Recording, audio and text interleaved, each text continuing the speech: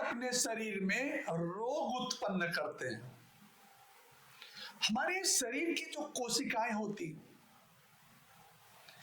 ये हम जो सोचते हैं, जो हम बोलते हैं, उनको पूरा का पूरा वो एक्सेप्ट करती है और उसी हिसाब से वो क्रिया और प्रतिक्रिया करती है।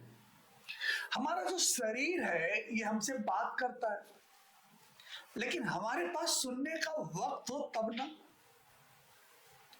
एक चीज हमको और आपको ध्यान रखने की जरूरत है कि जो हम सोचते हैं, जो हम बोलते हैं, उसका सीधा प्रभाव हमारी कोशिकाओं पे पड़ता है और इसका परिणाम ये निकलता है कि हम रोग युक्त हो सकते हैं और रोग मुक्त हो सकते हैं। तो आइए जरा हम समझें कि हमारे शरीर में हमारा कौन सा अंग या कौन सी बीमारी कब होती है, क्यों होती है, किन कारणों से होती है। तो आइए सबसे पहले हम बात करते हैं बालों का गिरना। सर के बाल गिरने लग जाते हैं, कुछ लोग गंजे हो जाते हैं, इतना बाल झड़ जाता है। आखिर क्यों? जब हम तनाव में होते हैं, आर्थिक तनाव, पारिवारिक तनाव, सामाजिक तनाव, नौकरी का तनाव, तो जैसे हम तनाव में आते हैं, इसका सीधा असर हमारे खोपड़ी पे पड़ता है और हमारे बाल धीरे धीरे गिरना शुरू हो जाते हैं। अगर हम लंबे समय तक तनाव में बने रहते हैं, परिणाम क्या निकलता है कि हम एक दिन गंजे हो जाते हैं। आइए बात करते हैं कान की समस्या के विषय में। कान जो है ये सुनने का प्रतिनिधित्व करता है। जो चीज हम नहीं सुनना चाहते हैं और वही चीज बार बार हमको सुनना पड़ता है, जब ऐसी परिस्थितियां निर्मित हो जाती हैं तो ऐसे में कान का दर्द शुरू हो जाता है। कान संबंधित बीमारियां होती हैं। अगर हम बात करें आंखों के संबंधित बीमारियों के विषय में, हमारी जो आंखें होती हैं ये देखने का प्रतिनिधित्व करती हैं। जो चीज हम अपने जीवन में नहीं देखना चाहते हैं, जब वही चीज मजबूरी में हमको देखना पड़ता है तो ऐसे में आंखों से संबंधित रोग उत्पन्न होता है।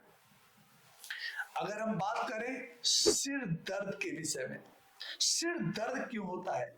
सिर दर्द जो होता है जब हमारे अस्तित्व को कोई नकार देता है, अस्तित्व कोई, तो हमें लगता है कि यार हमारा कोई अस्तित्व नहीं है।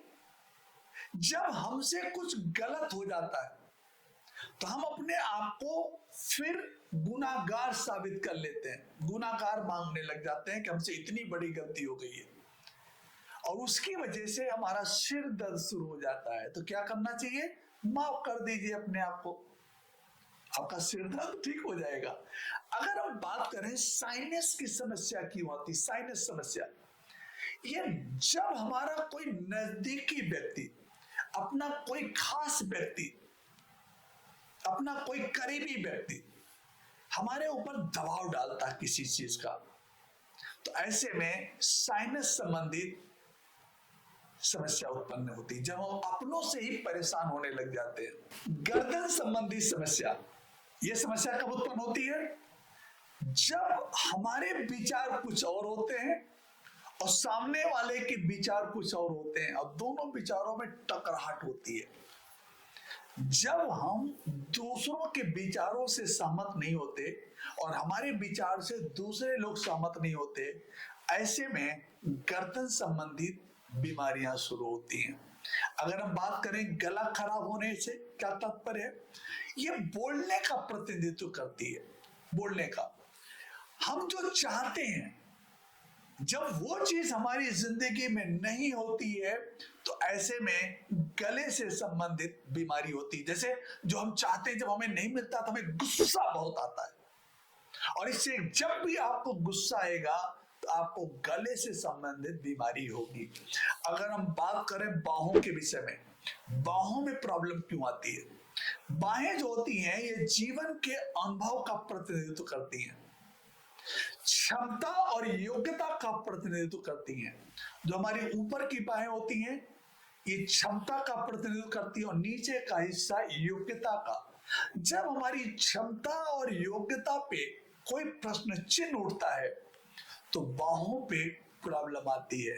अगर हम बात करें हाथ की बीमारी के बारे में, हाथ संबंधित बीमारी क्यों होती है, तो ये जो है ग्रहण करने का प्रतिनिधित्व करता है। कुछ जब हम कोई चीज लेते हैं तो हाथ में ही तो लेते हैं।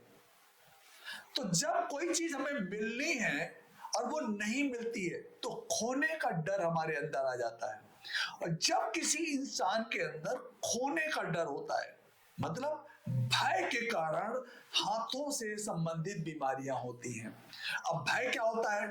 तरह तरह के भय है, जैसे प्यार खोने का भय, पैसा खोने का भय, है ना, इज्जत खोने का भय। भय तो तरह तरह के। तो भय जब किसी इंसान के अंदर उत्पन्न होता है तो हाथ संबंधित रोग होते हैं। अगर हम बात करें उंगलियों के बारे में, उंगलियां जो होती हैं ये समस्याओं का प्रतिनिधित्व करती हैं। जब हम ज्यादा सोचते हैं, ज्यादा समस्याओं में घिर जाते हैं, तो उंगलियों के जो पोर होते हैं वो टेढ़े मेढ़े हो जाते हैं। आइए, हमारे 5 उंगलियां हमारे पास हैं, कौन सी उंगली किस चीज का प्रतिनिधित्व करती है इसके बारे में जाने। जो अंगूठा है ये चिंता को प्रदर्शित करता है। अगर हम बात करें तर्जनी के बारे में, तो जो तर्जनी है ये अहंकार और भय को प्रदर्शित करती है, उसका प्रतिनिधित्व करती है। अगर हम बात करें मध्यमा का, तो ये सेक्स और गुस्सा का प्रतिनिधित्व करती है। और अगर हम आपसे बात करें अनामिका के विषय में, अनामिका उंगली के विषय में, तो ये मेल और दुख का प्रतिनिधित्व करती है। और अगर हम बात करें कंष्ठा के विषय में, तो ये परिवार और दिखावा का प्रतिनिधित्व करती है। कहने का मतलब है कि जब भी हमारी जिंदगी में कुछ इस तरीके की समस्याएं आती हैं तो अंगुलियों पे भी विपरीत प्रभाव पड़ता है।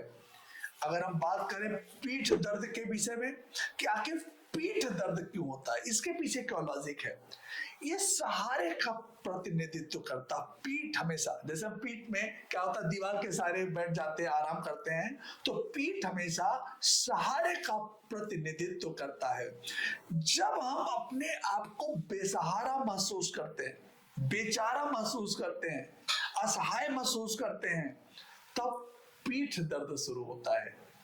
अगर हम बात करें फेफड़े के विषय में कि फेफड़े से संबंधित बीमारी क्यों होती है, इसके पीछे सबसे बड़ा रीजन क्या है, ये जीवन में या कह सकते हैं जीवन को अपनाने और छोड़ने की क्षमता का प्रतिनिधित्व करता है हमारा फेफड़ा। कई बार हम अपनी जिंदगी में इतने ज्यादा हताश और निराश हो जाते हैं कि हम सोचने लग जाते हैं कि अब जीने से क्या फायदा, चलो आत्महत्या कर ली जाए। हम जीवन को छोड़ने के विषय में बात करने लग जाते हैं। तो ऐसे में ही जाकर के फेफड़े से संबंधित बीमारी होती है। अगर हम बात दिल की करें, दिल ये प्यार का प्रतिनिधित्व करता है दिल, और जो हमारे शरीर के अंदर रक्त होता है ये खुशी का प्रतिनिधित्व करता है। जब हमारी जिंदगी से खुशी और प्यार निकल जाता है तो ऐसे में हमारा जो दिल है ये सिकुड़ने लग जाता है। और खुशी और प्यार अगर लंबे टाइम तक हमसे दूर चली जाती है तो दिल इतना सिकुड़ जाता है जिसकी वजह से हार्ट अटैक आ जाता लोगों को। तो हार्ट अटैक आने के पीछे जो सबसे प्रमुख कारण होता है वो खुशी और प्यार होता है। आइए, दिल कई तरीके के होते हैं, मूलतः दिल 6 तरीके के हैं। बातचीत में हम लोग बात करते हैं सोने का दिल, ठंडा दिल, खुला दिल, काला दिल, स्नेहिल दिल और गर्मजोशी वाला दिल। एक बार आप देखिए आपके पास कौन सा दिल है। अगर हम बात करें पेट के विषय में, पेट जो है नए विचारों और अनुभवों को पचाने का काम करता है। जब हम इसे नहीं पचा पाते हैं तो पेट दर्द शुरू हो जाता है। तो हमारा जो शरीर है ये खुद ही रोग उत्पन्न करता है और खुद ही अपना इलाज कर सकता है।